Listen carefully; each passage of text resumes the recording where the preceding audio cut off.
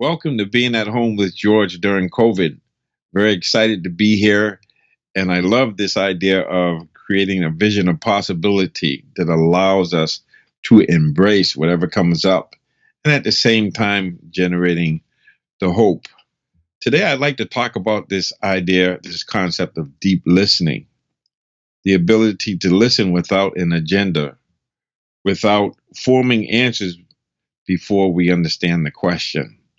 And I know I've done that a lot, and I suspect we all do that. And what does that require? How does one, when we think about what is this idea of deep listening, it's a willingness to be vulnerable, to be influenced. And it's interesting because I have this concept of wonder that I think is appropriate for this process of deep listening. Wonder is the unwilled willingness to meet what is utterly strange and what is most familiar. It is the willingness to step back and let things speak to us, a passive receptivity to let the things of the world present themselves in their own language. This ability to just listen and allow things to speak to us in its own terms is very powerful and very challenging because of the willingness to just have an open heart, open mind, and to actually be okay with potentially being influenced, which means potentially changing our idea of what we're talking about in terms of letting go of old beliefs or ideas about things and getting beyond this reality illusion, which is saying that we all see things the same. We do not. We see things differently. And so why is it important? I think it's important because when I am communicating with someone and they're really listening to me without forming an agenda, they're creating a listening where it actually helps me find myself. But what it communicates is this idea of mutual respect and mutual benefit and being equal in terms of having something to offer. And it's okay for us to express our own voice or to speak in our own voice. And so that's really important because it enhances our ability to speak as well as be heard. And it also enhances our ability to feel connected and to also communicate, which is really important, to really be clear about what is being offered, what is being spoken and listened to. And it's interesting because I have this experience that when we see and when we seek to understand how the other person is seeing things, then what they are doing makes perfect sense. And so on some level, when we don't understand somebody's behaviors, because we're not seeing it from that perspective, we're not seeking to understand before we're understood. And it's really huge to be able to listen.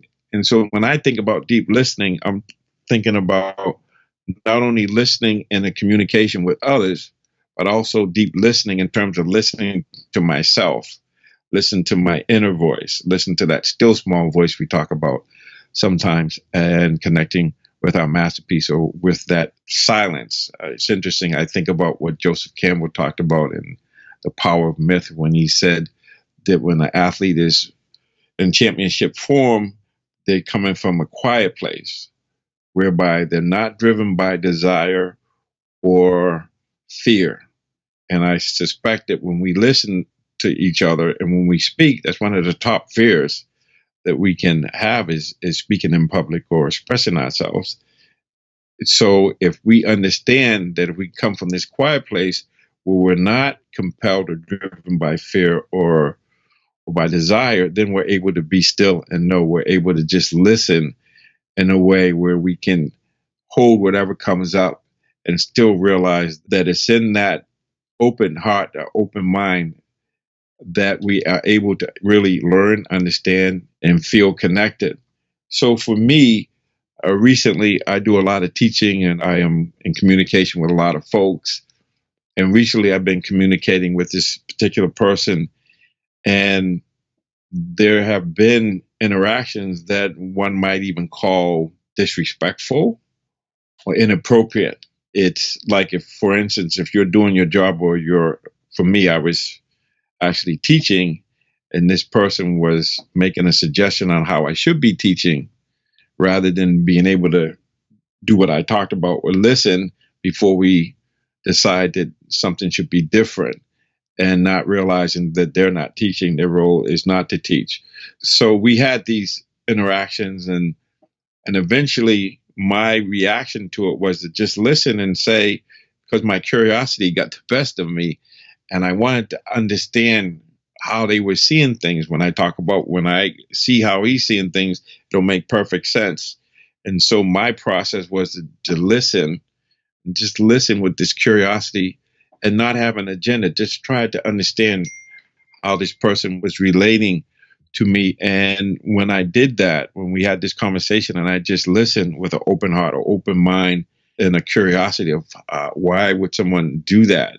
And by listening to him, not only did I feel connected, but he also started respecting me and feeling me and understanding me, because by me listening to him first with an open heart, open mind, then he got out of the defensive mode and he was able to hear what I was saying. And we had an amazing communication, and we found out that we have a lot in common. It seems like I was following him 5 years later. Like, I know there was a band called 10 Years After.